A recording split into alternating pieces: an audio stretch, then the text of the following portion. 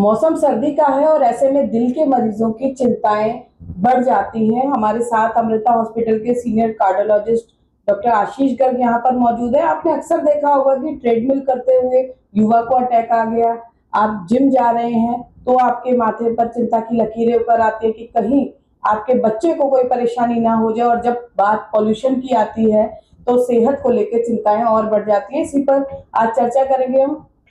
Doctor साहब, पिछले कुछ समय से हम देख रहे हैं सोशल मीडिया पे बहुत वायरल हो रहा है कि ट्रेडमिल कर रहे हैं, वेट लिफ्टिंग कर रहे हैं और करते करते गिर जाते हैं और पता लगता है कि अटैक आ गया। इससे कैसे बचा जाए? और सर्दियां और पोल्यूशन दोहरी मार लोगों पर पड़ रही है, तो इसके लिए क्या आप कहना चाहेंगे कि कैसे इनसे बचा जा सके? बेसिकली मैं कहना चाहूंगा कि ट्रेडमिल पर हम देख रहे हैं जितने भी लोगों को हार्ट अटैक हो रहा है, ये का पहले भी कॉमन था, बट आजकल सीसीटीवी कैमरास लग गए हैं तो ये सब कैप्चर हो जाता है, तो इसलिए हमें आजकल ज़्यादा पता चल रहा है। तो इसके लिए क्या किया जाए? सबसे पहले तो अगर आप जिम ज्वाइन कर रहे हैं तो जिम ज्वाइन करने से पहले अपना हार्ट का चेकअप, ईसीजी, इको, टीएमटी जरूर करवाएं। अगर आपकी फैमिली हिस्ट्री है, परिवार में पेरेंट्स को हार्ट की दिक्कत हुई है, किसी की सडन डेथ हुई है, स्टेंटिंग हुई है, बाईपास हुआ है, तो एक बार आप जिम ज्वाइन करने से पहले डॉक्टर को मिलें और अपना एक चेकअप जरूर करवाएं। काफ़ी लोगों के फैमिली में दिक्कत होती है, कुछ कंजेंटल प्रॉब्लम्स होती हैं, हार्ट की स्ट्रक्चर में बनावट में दिक्कत होती है, हार्ट की कुछ कार्डियोमायोपैथीज होती हैं, कुछ चैनलोपैथीज, कुछ हार्ट की कुछ जेनेटिक डिसऑर्डर्स ऐसे होते हैं जो बड़े रेयर होते हैं, बट जो हम इंसिडेंट्स देख रहे हैं जिम में वो बड़े रेयर, 1%, लेस देन 1% लोगों को होते हैं, बट हो सकते हैं। तो एक बार हार्ट का चेकअप जरूर करवा लेना चाहिए। दूसरा, अभी हम देख रहे हैं सर्दी बढ़ गई है, एयर पोल्यूशन बढ़ता जा रहा है, एको इंडेक्स 200 से ज़्यादा चल रहा है, तो ऐसे में हार्ट के पेशेंट्स को क्या करना चाहिए? यूजुअली हार्ट के पेशेंट्स को अब बाहर निकलना अवॉइड करना चाहिए। अगर आप बाहर निकल रहे हैं तो आप मास्क पहन कर जाएं, यूजुअली N95 मास्क प्रेफर करें।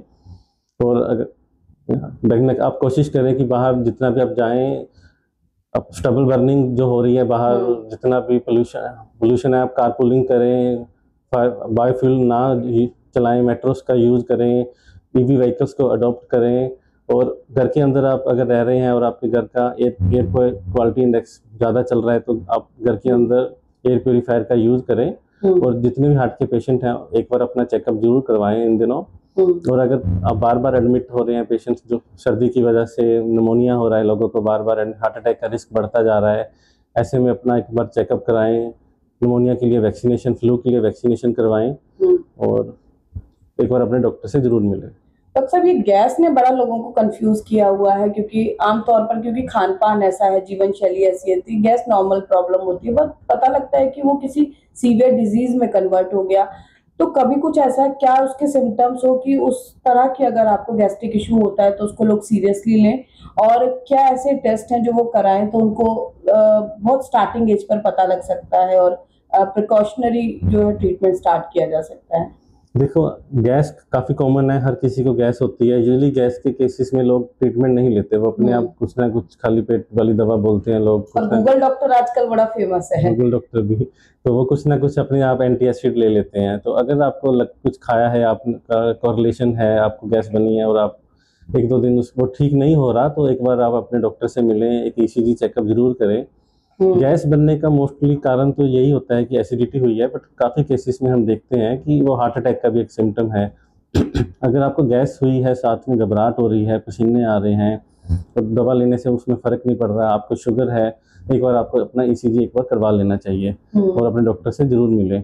हम जितने भी हमारे पास हार्ट के पेशेंट आते हैं, 10 में से नियर अबाउट 1 या 2 पेशेंट ऐसे होते हैं जिनको गैस बनने से पता चलता है कि हार्ट अटैक हुआ है। उनको कोई चेस्ट पेन नहीं होता, कोई घबराहट नहीं होती, कोई सांस नहीं फूलता, ओनली सिम्टम सिर्फ गैस बनना होता है। उनको एब्डोमेन में जलन होती है, गैस बनती है, कुछ दिन तक वो इग्नोर करते हैं, पर जब फर्क नहीं पड़ता तो बाद में पता चलता है कि उनको साइलेंट हार्ट अटैक हुआ था।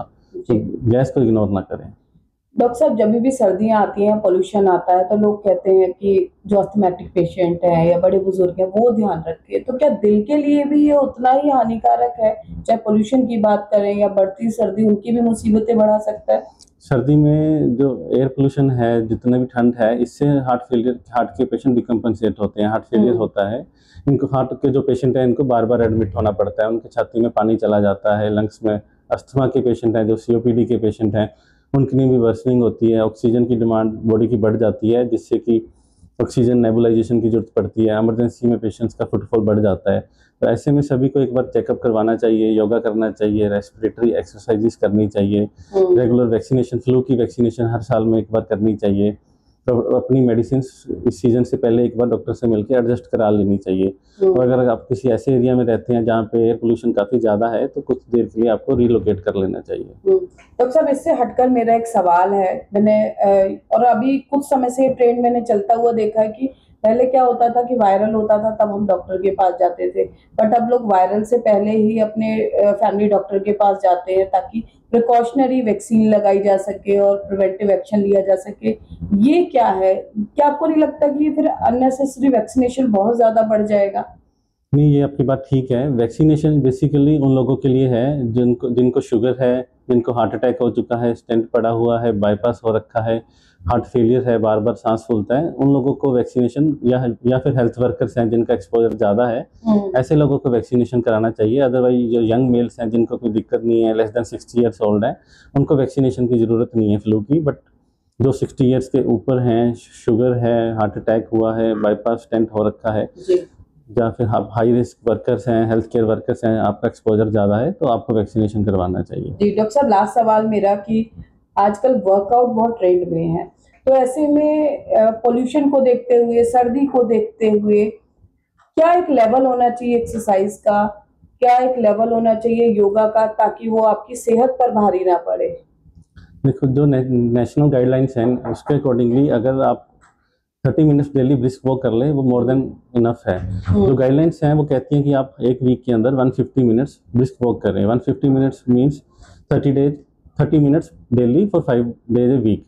तो आप अगर हफ्ते में 5 दिन 30 मिनट वॉक कर लें वो इनफ है। तो इन दिनों आपको मैक्सिमम 30 मिनट्स वॉक कर लें, वो काफ़ी है, इससे ज़्यादा की ज़रूरत नहीं है। बिल्कुल, देखिए हमारे साथ सीनियर कार्डियोलॉजिस्ट डॉक्टर आशीष गर्ग मौजूद थे। दिल का ख्याल रखेंगे तो दिल आपका ख्याल रखेगा, और बात सर्दी की हो, पॉल्यूशन की हो, तो जिम्मेदारी सेहत के प्रति और ज्यादा बन जाती है। जरा सी लापरवाही आपके दिल के साथ साथ आपकी पूरी सेहत पर भारी पड़ सकती है। कैमरा पर्सन शिवम के साथ फरीदाबाद से पूजा शर्मा, पंजाब केसरी टीवी। हमसे जुड़े रहने के लिए हमारे YouTube चैनल को सब्सक्राइब करें और नई वीडियो की नोटिफिकेशन के लिए बेल आइकॉन को दबाएं।